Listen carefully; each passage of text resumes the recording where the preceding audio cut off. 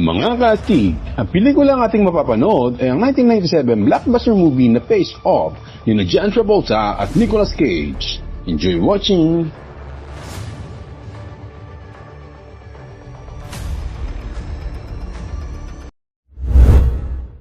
Ito ay nangyari noong 1991 at isinakay ni Archer ang kanyang anak na si Michael sa isang carousel. Sa malapit, ang kriminal na si Castor ay nag-set up ng isang high-caliber sniper rifle at nang nakakuha siya ng clear sight ay nagpaputok siya. Tinamaan ng bala si Archer sa likod. Ito ay tumagos at tumama sa ulo ni Michael. Bumagsak ang mag-ama sa lupa at si Archer ay kumapit sa kanyang naghihingalong anak habang si Castor ay nabigla dahil nakapatay siya ng bata. Pagkalipas ng 6 na taon, si Archer ang namamahala sa opisina ng FBI sa Los Angeles, ay hindi tumigil sa paghabol kay Castor, na lumalabas na isang high-profile na terorista. Sa kasalukuyan, si Castor ay nagpapanggap bilang isang ministro upang pumunta sa Los Angeles Convention Center, kung saan siya nag-assemble at nag-activate ng isang malaking bomba, na sasabog sa loob ng ilang araw.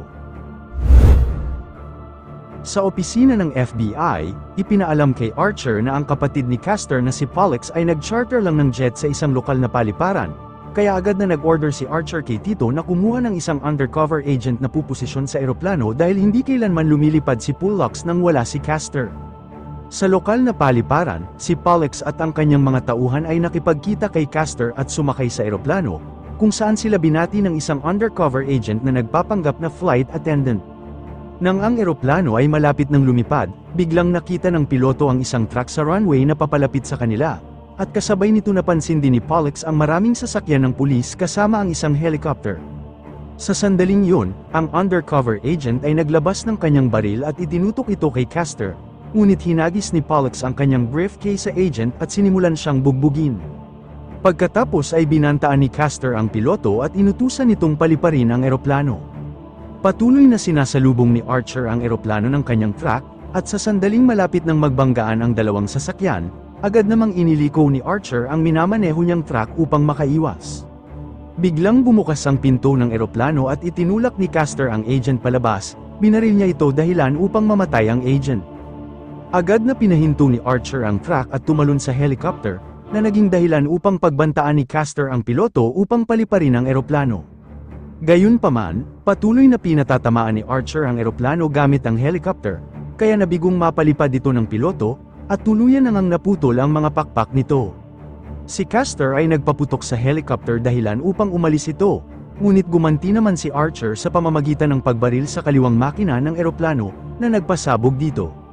Sa sandaling yun, pinatay ni Castor ang piloto at kinuha ang pagkontrol dito, na tuluyang bumangga sa isang establishment, bago ito sumabog na kuhang nakalabas ni Castor. Pagkatapos, sinamahan ni Archer ang kanyang mga kapwa agent sa isang magulong labanan laban kay Castor at Pollux. Marami sa mga agent ang namatay sa nangyaring labanan, bagaman ang isa sa kanila ay nawalan lamang ng tainga. Patuloy ang mga agent sa pagpapaputok habang hinahabol nila ang magkapatid, nang nagkaroon ng pagkakataon binaril ni Archer ang isang tubo, dahilan ng pagsabog ng tubig kaya nagkahiwalay sila ng kanyang kapatid.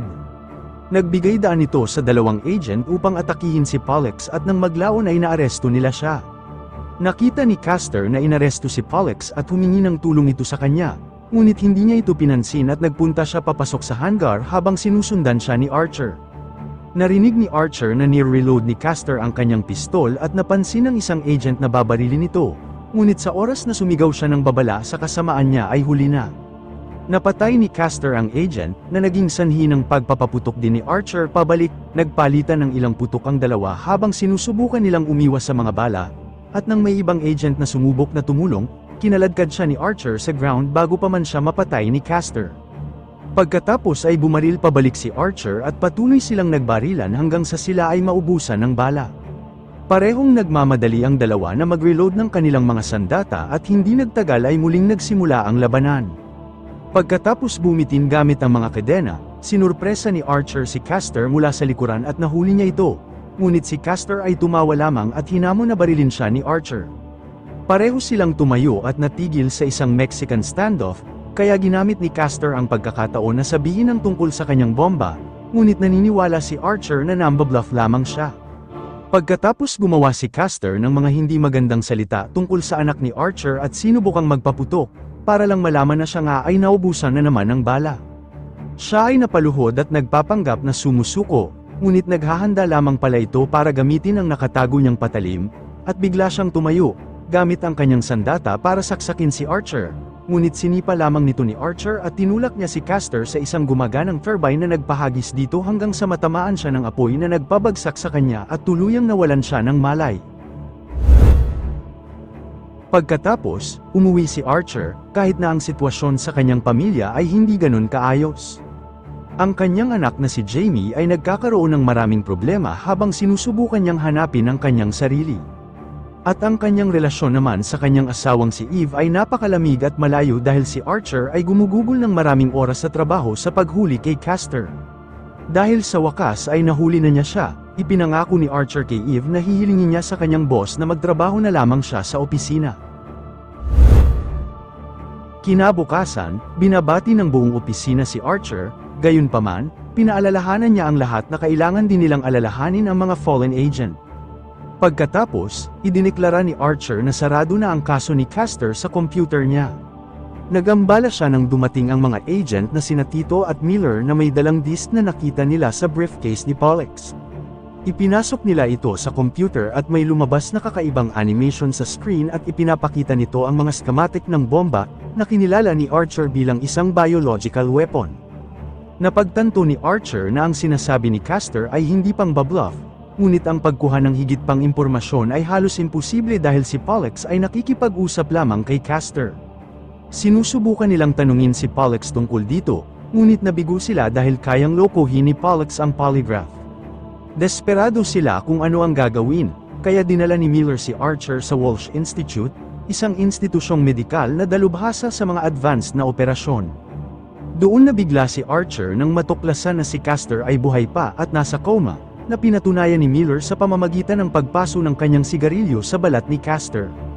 Ang direktor ng institute na si Dr. Walsh at Miller ay nagbahagi ng isang ideya.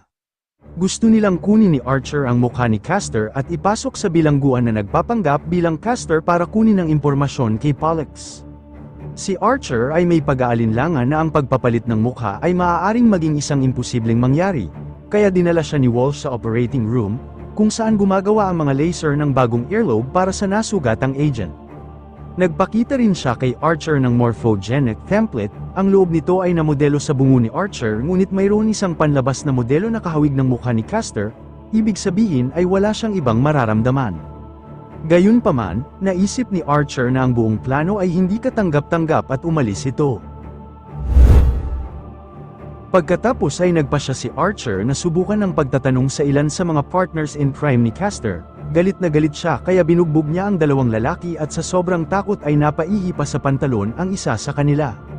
Sumunod na sinubukan niyang kausapin ay ang kasintahan ni Castor na si Sasha, na nagsasabing hindi niya nakita si Castor sa loob ng maraming taon, kaya lumipat si Archer sa kapatid ni Sasha na si Dietrich, na nagsasawa na sa lahat ng mga tanong kaya ininsulto na lamang ang patay na anak ni Archer para ma-provoke siya. Galit na galit, binagsak ni Archer si Dietrich sa sahig at itinutok ang kanyang pistol sa mata ni Dietrich hanggang sa umamin siya na ang alam lang niya ay maa-activate ang bomba sa loob ng isang linggo. Pagkaalis ni na Sasha at Dietrich, ay nakipagkita si Archer kina Tito at Miller at pumayag na gawin ang face swap. Gusto muna sanang sabihin niya ito sa kanyang boss at kay Eve ang tungkol dito, ngunit ipinagbabawal ito ni Miller dahil ito ay classified at off the books. Nagpasya si Archer na dumaan sa kanyang bahay para magpaalam sa kanyang pamilya, at sinabing may misyon siya nang hindi nagbibigay ng mga detalye, na nagpagalit kay Eve dahil di siya nagsabi ng totoo tungkol sa pagkuha ng trabaho sa desk. Pagkatapos, pumunta na si Archer sa Walsh Institute at bago ang operasyon, binigay niya kay Tito ang kanyang wedding ring para sa safekeeping nito. Nakiusap rin siya kay Walsh na ibalik ang peklat ng bala sa kanyang dibdib pagkatapos ng misyon dahil ayaw niyang makalimutan ng araw na namatay si Michael. Pagkatapos ay nagsimula na ang operasyon, maingat na kinuha ni Walsh ang kanilang mga mukha at habang ang kay Archer ay itinabi para may preserve, ang kay Castor naman ay inilipat sa katawan ni Archer habang si Castor mismo ay iniwan na walang mukha. Pagkalipas ng ilang araw, nagising si Archer at nang mabuksan ang kanyang mga bendahe, nabigla siya sa sandaling makita niya ang mukha ni Castor sa salamin, kaya di niya napigilan na sirain ito sa sobrang galit. Agad naman siyang binigyan ni Miller at Tito ng sedatives para kumalma siya sa kanyang nararamdamang matinding emosyon. Nang maglaon, napansin ni Archer na hindi nagbago ang boses niya, ngunit mabilis itong nalutas ni Walsh sa pamamagitan ng pagtatanim ng microchip sa larynx ni Archer at agad namang naging kaboses niya si Castor. Maya-maya, isang grupo ng mga gwardya ang dumating para kunin si Archer at isinakay siya sa helicopter upang dalhin siya sa bilangguan. Nang tinanggal ang takip sa kanyang mga mata, natagpuan ni Archer ang kanyang sarili sa isang madilim na silid na binabantayan ng ilang mga gwardya. Ipinaliwanag ni Walton na warden ng kulungan na si Archer ay ari-arian na ngayon ng bilangguan, at ang kanyang mga paa ay nakaklamp sa magnetic boots na nagpapahintulot sa mga gwardya na mabantayan ang lokasyon ng bawat bilanggo ng 24 oras at maaari silang panatilihin nakadikit sa sahig kung kailanman nila gustuhin. Pagkatapos ay dinala si Archer sa cafeteria, kung saan tinitignan siya ng ibang mga bilanggo. Sa sandaling yun ay nakita ni Archer si Pollux, ngunit bago siya makalapit sa kanya, bigla siyang inatake ni Dubov, isang kriminal na gustong mag-iganti sa totoong Castor. Sinimulan ni Dubov na bugbugin si Archer, ngunit pagkatapos ng ilang sandali nang mahabol na niya ang kanyang hininga, si Archer ay lumaban at nakalamang dahil napagtanto niya na ang pagiging Castor ay nagpapahintulot sa kanya na mabaliw. Nang matapos na ang laban, ang magnetic boots ni Archer ay ikinapit sa sahig at gumamit si Walton ng baril sa kanya bago binalaan si Dubov ng kahihinatnan niya kung susubukan niya ito muli. Samantala sa Walsh Institute, ang totoong Castor ay biglang nagising at agad na hinubad ang mga benda para madiskubring wala siyang mukha. Nalilito at may pakiramdam na masakit, agad siyang pumunta sa gilid ng silid at nakita niya ang lumang mukha ni Archer na lumulutang sa isang garapon, kaya tinawagan niya ang kanyang mga tauhan para tulungan siya. Ilang sandali pa, dinukot ng mga tauhan niya si Walsh at dinala siya, kung nasaan si Castor at pinagbantaan si Walsh hanggang sa pumayag siyang ibigay sa kanya ang mukha ni Archer. Bumalik sa bilangguan, sa wakas ay nagkaroon ng pagkakataon si Archer upang lapitan si Pollux upang makuha ang lahat ng impormasyon tungkol sa bomba. Pagkalipas ng ilang sandali, sinabi sa kanya ng isang gwardya na mayroon siyang bisita at dinala si Archer sa isang silid. Nagulat si Archer, lumitaw si Castor na nakasuot ng tunay na mukha ni Archer at ipinakita sa kanya ang isang artikulo sa pahayagan tungkol sa isang nangyaring sunog na tumupok sa Institute at pumatay kay Walsh kasama ng kanyang 2 technicians. Nagawa nitong mapaisip si Archer kung paano iginapos at binusala ng mga tauhan ni Castor sina Walsh, Miller, at Tito, pagkatapos ay binuhusan sila ng gasolina bago simulan ang apoy na ikinamatay nila. Sinabi din ni Castor na suot niya ang singsing sa kasal ni Archer habang ipinapaliwanag na sinira niya ang anumang ebidensya na magagamit ni Archer para mapatunayan kung sino siya. Ang kanyang plano ay kasama na ngayon ang pagkuha sa trabaho ni Archer at paggawa ng masama kay Eve, na ikinagalit ni Archer. At nang aalis na si Castor, sinubukan niyang galpihin sana ito ngunit pinigilan siya agad ng mga bantay. Pagkatapos, si Castor ay pumunta sa bahay ni Archer, at muntik pa nga niyang ma-miss ang address kung hindi siya hinintay ni Eve sa labas. Pagkatapos umalis ni Eve para sa kanyang trabaho sa ospital, pumasok si Castor sa loob at tumingin sa paligid hanggang sa mahanap niya ang diary ni Eve, kung saan nalaman niyang walang romantic scene sina Eve at Archer sa loob ng mahigit 2 buwan. Bigla siyang nakarinig ng music at sinundan niya ang ingay at nakita niya si Jamie sa kanyang silid na humihit-hit ng sigarilyo. Napatitig si Castor sa kanya na may pagnanasa at nagalit si Jamie dahil sinisira ng kanyang impostor na tatay ang kanyang privacy, ngunit nang subukan niyang isara ang pinto, pilit na pumasok si Castor at kumuha ng sigarilyo mula sa kanya, na ikinagulat ni Jamie. Bumalik sa bilangguan ang eksena, nalaman ni Archer na nakipagkasundo si Castor kay Pollux at siya ay pinakawalan. Dinala si Pollux sa opisina ng FBI, kung saan binigyan siya ni Castor ng masarap na pagkain. Nagtataka ang ibang mga agent sa pinapakitang ugali ni Archer dahil parang wala lang sa kanya ang mga pakikiramay ng mga tao sa pagkamatay ni Tito, at sa ginagawa niyang special treatment sa tulad ni Pollux sapagkat alam nilang malayo itong gawin ito. Pagkaalis ng lahat, pumasok si Castor sa interrogation room at pinatay ang microphone habang pinapaalalahanan si Pollux na mang-asar daw siya. Si Castor ay nagmumungkahi din na dapat aminin ni Pollux ang lokasyon ng bomba upang maging bayani siya. Sa sandaling sabihin sa kanila ni Pollux ang lahat tungkol sa bomba, ang pulis ay sumugod sa convention center at in-evacuate ang gusali. Dumating din si Castor at pinapanood ang mga technician ng bomb squad na sinusubukang gawin desarmahan ang bomba na may 1 minuto na lamang at 15 segundo sa orasan. Ipinaliwanag ng mga bomb squad na ang mga code ay pinoprotektahan ng isang tamper switch at aabutin sila ng ilang oras upang mabypass ito, kaya sinabihan silang lahat ni Castor na lumabas. Nang siya ay nag-iisa na lamang, siya ay nagpatuloy sa paggamit ng mga code at pinahinto ang bomba sa ilang segundo. Gaya ng inaasahan, si Castor ay naging bayani ng lungsod, at nakita ni Archer sa balita. Lahat ng tao sa opisina ay pinaulanan ng papuri si Castor, at hindi tulad ng totoong Archer, malugod niyang tinatanggap ang lahat ng mga papuri. Kalaunan ng gabing yun, sinurpresa ni Castor si Eve ng isang romantikong hapunan at bumalik ang sigla ng kanilang romansa na sinamantala naman ni Castor upang bengbangin si Eve. Sa kulungan, napagtanto ng isang desperado na si Archer na ang tanging paraan upang pigilan si Castor ay ang makatakas, kaya nagtanong siya sa isa pang bilanggo para sa impormasyon, natuklasan na maaari lamang niyang alisin ang kanyang boots kung dadalhin siya sa klinik at kumuha ng shock treatment. Sa sandaling yun nakita ni Archer ang isang gwardya na naglabas ng isang pakete ng sigarilyo at nagkaroon siya ng isang ideya. Naglakad siya papunta sa opisyal upang humingi ng sigarilyo, at nang inutusan siya ng gwardya na bumalik sa pila, sinuntok siya ni Archer, nag-trigger ito ng away sa ilang iba pang mga gwardya, kung saan nagawa ni Archer na magnakaw ng sigarilyo, sa kalaunan ay hinawakan siya ng mga gwardya at kinaladkad siya sa klinik, kung saan bibigyan si Dubov ng shock therapy pagkatapos niyang magsimula ng isa pang gulo. Nang tapos na sila kay Dubov, binatak nila siya at pinalitan ni Archer. Inutusan niya si Walton na magsindi ng sigarilyo para sa kanya, at habang sinisecure siya, pinukaw ni Archer si Dubov sa pamamagitan ng pagbanggit na naghihintay ang kanyang pamilya para sa kanya. Biglang inatake ni Dubov si Walton, at habang hinahabol siya ng mga gwardya, nakawala si Archer sa upuan sa pamamagitan ng pagpaso ng sigarilyo sa kanyang bantay.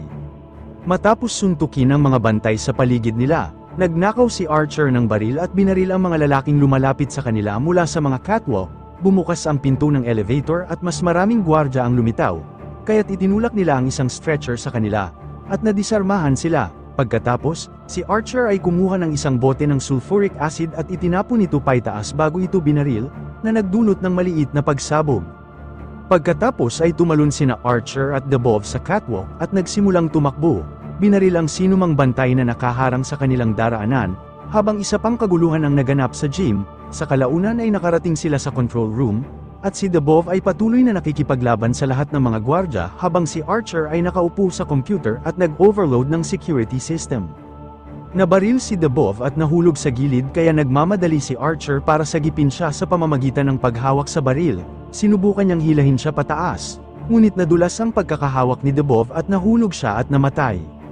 Pinaputukan ni Walton si Archer, ngunit napatigil siya nang magsimulang bugbugin siya ng isang grupo ng mga bilanggo. Pagkatapos, pumunta si Archer sa bubong, kung saan natuklasan niya na malayo ito sa pampang at ang bilangguan ay platform ng langis. Sa sandaling yun ay lumitaw ang isang helicopter at tumalon si Archer mula sa platform habang pinapaputukan siya ng baril. Tumalon si Archer sa susunod na deck habang hinahabol siya ng helicopter, at nang si Archer ay nasa likod ng ilang mga drum ng langis, ang isang ligaw na bala ay tumama sa mga ito nagdulot ng pagsiklab ng apoy sa mga paa ni Archer. Mabilis niyang tinanggal ang kanyang medyas bago tumalon sa karagatan, at dahil hindi siya lumilitaw, naisip ng mga piloto na siya ay teigibambam na. Samantala, nabigla si Eve nang marinig na nakalimutan na ng kanyang asawa ang tungkol sa kaarawan ni Michael, at kinaladkad si Castor sa sementeryo upang bisitahin ang libingan ni Michael. Pagkatapos, nang pumunta na siya sa opisina, sinabi sa kanya na nakatakas si Archer mula sa bilangguan at walang nakitang katawan, kaya ipinadala ni Castor ang mga pulis para hanapin siya. Bumalik kay Archer, lumangoy siya sa baybayin at nagnakaw ng kotse mula sa isang valet parking lot, at pagkatapos ay nag-drive si Archer papunta sa ospital kung saan nagtatrabaho si Eve. Tumawag siya mula sa telepono ng kotse at sinubukang warningan si Eve tungkol kay Castor, ngunit dahil hindi niya ginagamit ang kanyang tunay na boses, iniisip ni Eve na ito ay isang masamang biro at nag-hang up siya. Sunod na tumawag si Archer sa opisina ng FBI, ngunit sa kasamaang palad ay inilipat siya ng operator kay Castor, kaya binabaan rin niya ito. May mga pulis sa paligid na naghahanap sa kanya, kaya kailangang magtago ni Archer kapag may nakikita siyang sasakyan ng pulis na dumaraan. Sunod na nagpasya si Archer na puntahan si Dietrich, na agad namang nag-imbita sa kanya upang tumambay kasama ng iba pang mga kriminal at ilang mga pokpok. Binigay din ni Dietrich ang kambal na pistol ni Castor. Uminom ng tubig si Archer, hindi niya alam na na-spike na ito. Nagsisimula ng mag-react ang kanyang katawan sa inumin, kaya nagmamadaling pumunta si Archer sa banyo, kung saan tumingin siya sa salamin at tinutukan ng baril ang kanyang refleksyon. Sinubukan ni Archer na huminahon para lamang magambala ni Sasha, na nagpatuloy sa pagsampal sa kanya at nawalan siya ng malay. Samantala, si Castor naman ay nasa kalagitnaan ng isang tawag sa telepono kausap si Pollux nang siya ay biglang nakarinig ng malakas na musika. Tumingin siya sa bintana at nakita ang kasintahan ni Jamie na pinipilit na halayin si Jamie sa loob ng kanyang sasakyan.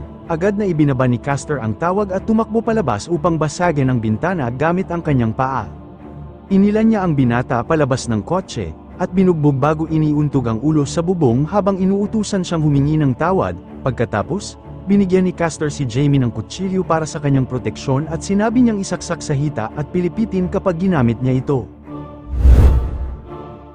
Bumalik kay Archer, siya ngayon ay nagpapahinga sa isang kama at nagising nang si Sasha ay sinubukan siyang romansahin. Hindi niya ito sinasadyang tinawag na Eve, ngunit nang makita niyang hindi niya ito asawa, kinuha niya ang kanyang baril at itinutok dito. Pinipilit siya ni Sasha na magpadilig dito, at lahat ng ito ay nakita ni Pollux mula sa kabilang kalye bago niya tinawagan si Castor para sabihin sa kanya ang tungkol dito. Agad na nagpadala si Castor ng isang FBI team sa pinangyarihan. Sa sandaling makuhang mapalayo niya ang babae, sinabi ni Sasha na nandoon si Adam at ang bata ay anak niya. Hindi maiwasang makita ni Archer ang kanyang sariling anak kay Adam at niyakap ang bata habang tinatawag siyang Michael, na dahilan upang kuhanin ni Sasha ang bata. Sa sandaling yon, nagpaputok ng smoke bomb ang isang agent ng FBI na pumasok sa bintana ng kwarto. Mabilis na inila ni Archer sina Sasha at Adam sa sahig habang nagpaputok ang SWAT team at sina Dietrich kasama ang iba pang mga kriminal na kinuha ang kanilang mga sandata upang gumanti ng putok. Mabilis na kinuha ni Archer ang headset ni Adam para marinig niya ang musika sa halip na ang mga ingay ng enkwentro. Ang mga opisyal ng SWAT ay kumalat sa apartment at nagsimula ang isang malupit na labanan. May kaguluhan sa buong paligid at dumampot si Sasha ng baril at sila nila Archer, at ni Adam ay sinubukang tumakas, gayunpaman mas maraming agent ang dumating, kaya kinuha ni Dietrich si Adam sa kwarto at tinulungan ni Sasha ang mga pokpok na makatakas habang si Archer ay nakikipaglaban sa mga agent na patuloy na dumarating. Nagpatuloy ang marahas na labanan sa magkabilang panig na nagresulta ng maraming buhay na nawala. Nakita ng isang agent si Adam at muntik na siyang barilin, ngunit niyakap siya ni Archer at nailigtas niya ang bata. Pagkatapos, ibinigay ni Archer si Adam kay Sasha, na nagmamadaling pumunta sa lobby. Sinubukan siyang pigilan ng isang agent, ngunit sinipa niya lang ito at tumakbo palayo. Tumayo ang agent upang subukang muli, buti na lamang ay napigilan siya ni Archer, na nagtanggal ng maskara nito at laking gulat niya nang makita niya ang isang kaibigan niya mula sa trabaho. Dumating si Dietrich kaya pinatumba ni Archer ang kaibigan at bumaril sa sahig para magpanggap na pinatay niya ito. Sa sandaling yun ay nagpakita si Castor at itinutok ang kanyang baril kay Archer, gayunpaman nakarinig siya ng ingay at hindi sinasadyang babarilin niya si Sasha, tumalon si Dietrich at ang bala ay tumama sa leeg nito, kaya sinabihan niya si Sasha na tumakbo. Sa oras na makarating si Archer sa kanya, patay na si Dietrich. Pagkatapos ay kinuha ni Archer ang sandata ni Dietrich at naganap ang isa pang labanan nila ni Castor. Ilang mga putok pa ang nangyari bago ang parehong mga lalaki ay napunta sa magkabilang panig ng parehong salamin, at pagkatapos ng ilang mga trash talk ala Cesar Montano at Paquito Diaz ay sabay silang nagpaputok, nabasag ang salamin at natamaan si Archer sa gilid ng kanyang katawan. Sa sandaling yun ay dumating ang isang agent at binaril din si Archer, kaya siya tumakas gamit ang hagdan. Sa bubong, nakita ni Archer si Pollux at sinubukan nilang tumakas sa pamamagitan ng pag-akyat. Biglang kinuha ni Archer ang isang crane cable at inampa si Pollux, na nagdulot sa kanya na bumagsak sa skylight. Nakita ni Castor si Archer at nagpaputok, dahilan para tumakas si Archer. Pagkatapos ay napansin ni Castor na patay na si Pollux at naputol ang kanyang pag-iyak, nang magtaka ang isang agent kung bakit siya umiiyak para sa isang kriminal. Galit na galit, at binaril ni Castor ang agent sa mukha. Kinaumagahan, pumasok ang boss niya sa opisina para makipagtalo kay Castor tungkol sa kung anong nangyari sa nakaraang gabi. Biglang napahawak ang lalaki sa kanyang dibdib dahil sa palpitations, kaya ginamit ni Castor ang pagkakataon para sabihin sa kanya ang tunay niyang pagkatao bago siya itumba. Pagkatapos ay sinuntok siya ni Castor sa puso hanggang sa tuluyan na itong tumigil. Sunod na tinawagan ni Castor ang kanyang sekretarya, sinabing inatake sa puso ang kanilang boss. Samantala, pinasok ni Archer ang kanyang sariling bahay at nasindak si Eve nang makita siya nito.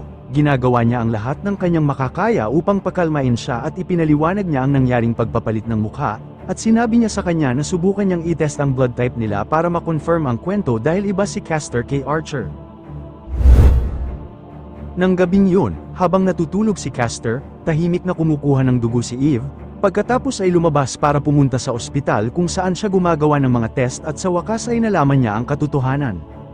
Sa sandaling yun nagpakita si Archer at humihingi ng tulong para sa mga sugat na natamo niya sa pakikipagbarilan, ngunit nag-iingat pa rin si Eve at bumunot ng isang baril. Upang patunayan ang kanyang pagkakakilanlan, ibinahagi ni Archer ang ilang mga kwento ng kanilang mga date at sa wakas ay naniwala na si Eve sa kanya. Ginamot ni Eve ang mga sugat ni Archer at sinabi sa kanya na bukas ay magkakaroon ng libing para sa kanyang boss. Kinaumagahan, nagising si Castor sa isang bakanteng kama at agad siyang naghinala kaya nagmadali siyang pumunta sa ospital. Ngunit pagdating niya, wala na si Archer. Pagkatapos, sa libing, nagpatuloy ito ng normal, nang nawala na ang lahat, hinarap ni Archer si Castor, na nagpahayag na ang kanyang mga tauhan ay hawak si Eve. Biglang sumulpot si Sasha at isa pang tauhan niya, na nagpatigil sa lahat at nagkaroon ng Mexican standoff.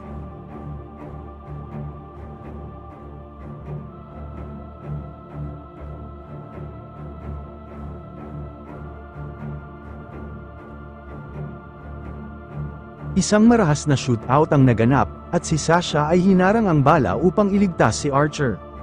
Bago mamatay, nakiusap siya sa kanya na huwag hayaang lumaki si Adam na isang kriminal. Sina Castor at Archer ay naglaban ng magkahalong barilan at bugbugan, na nagresulta para kay Archer na makalamang. Habang nakahawak sila sa isa't isa, nakakuha ng baril si Jamie at binaril si Archer dahil hindi niya alam ang face swap na nangyari, na nagkaroon ng pagkakataon sa tunay na Castor para makawala. Hinuli ni Castor si Jamie at dinilaan ang kanyang mukha, ngunit sinaksak niya ang binti gamit ang trick na itinuro niya sa kanya. Sugatan, binaril ni Castor ang dalawang agent bago tumakas at nagnakaw ng bangka. Sinundan siya ni Archer at kumuha rin ng isa pang bangka habang binaril naman Castor ang rent shop, dahilan upang sumabog ito. Isang mahabang habulan ang naganap habang pinapuputukan sila ng Coast Guard, ngunit binaril sila ni Castor dahilan upang bumagsak ang bangka ni Archer sa bangka nila. Tumalon si Archer sa bangka ni Castor at nagpatuloy ang labanan nila, ngunit pagkatapos ng ilang kakaibang galaw, ang bangkang ito ay nasira din at ang dalawa ay napadpad sa pampang. Sila ay nagpatuloy sa mano-manong labanan, at nang maglaon sinimulang sirain ni Castor ang mukha ni Archer, at pinatay siya ni Archer sa pamamagitan ng sibat na baril. Nang maglaon, naipaliwanag ni Eve ang buong sitwasyon sa FBI, at si Archer ay dinala sa ospital para maibalik ang kanyang mukha. Gayunpaman, hiniling niya sa kanila na huwag ibalik sa kanya ang kanyang peklat sa dibdib dahil ngayong patay na si Castor ay makaka-move on na siya. Nang maibalik kay Archer ang kanyang totoong mukha at boses, umuwi siya sa kanyang pamilya. Pagkatapos humingi ng tawad sa pagiging malayo sa mga nakaraang taon, nangako siyang gagawin ng lahat para makabawi sa kanyang pagkukulang, at ipinakilala niya si Adam sa kanila at sinabing kasama na ang bata sa kanilang pamilya. Mga kastig, kung nagustuhan ninyo ang inyong napanood, maaari ba akong humingi ng like? Paki-follow and subscribe na rin para updated kayo sa mga gagawin pang mga videos. Salamat!